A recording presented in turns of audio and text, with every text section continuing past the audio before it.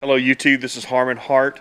It's February 9th, 2016, so I'm giving you my latest update on the S-12 for those of you who are interested. I'm going to flip the camera around and show you what I did to the chassis real quick, and then we'll go to the wing. Okay, I've got my dash installed, everything but the radio. I'm waiting on a power supply. I got my voltmeter in, everything operates correctly.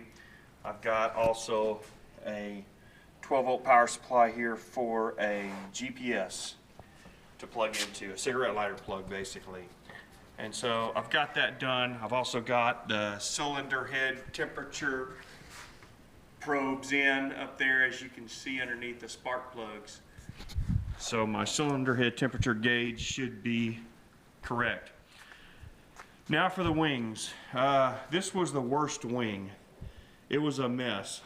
Right over here, I had a big old dent in the leading edge of the wing, so I bought a new leading edge spar from Rand's. And then a guy gave me an airplane. He gave me that old derelict S-12 there. And it came with these old yellow and black wings and tail section and a tail boom and a few other parts. And the airplane was junk, but that's where I got my hydraulic brake set up from. And I robbed the trailing edge spar out of one of the wings because the trailing edge spar, whatever he hit up here, caused it to bend down in that far corner. And there was a very slight bend in the trailing edge spar. And the reason I unskinned these was because the guy had just reskinned them, hadn't even put the wings back on. And the wind came up and knocked one of them over, and it landed on a pile of metal that was sticking up like this, and it just shredded the wing material. And he got pissed off, and that's why he sold it to me to begin with. He just got mad at it.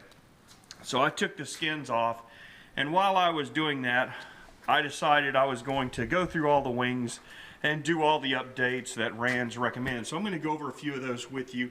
But first, I'd like to tell you that these are the fiberglass gas tanks that come in the S-12s and the S-14s. And these are real easy to spot because they're gray. Gray fiberglass. And they're great unless you use ethanol fuel. If you use nothing but 100 low lead, these will be just fine. However, I'm not sure that's what I'm going to do. And I decided while I had the wings apart, I was going to go ahead and change those anyway. So I'm getting ready to install the tanks, and they go right here. But I had a lot of work to do changing the two spars. I changed basically the leading edge and trailing edge spar and everything in between. But one of the things I wanted to show you is this airworthiness directive. Now this airworthiness directive on the aileron bell crank gusset is this. This is the gusset right here, this piece of metal.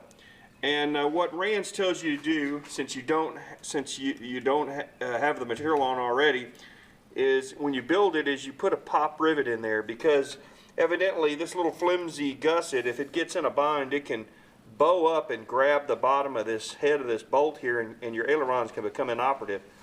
So the fix is to take a tie wrap around that and tie wrap this piece here to the spar there, and so that keeps that from bowing. But if you're building it, you can simply put a pop rivet in there and it solves the problem. So while I had these apart, I did that. I'm going to also run the threads on this end all the way.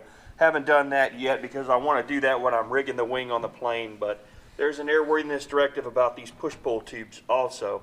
And basically what it is that one of them had come undone on a guy who didn't do it properly, and they want this ran down on these threads as far as you can get it and still be able to rig the airplane. So I'm going to do that as well.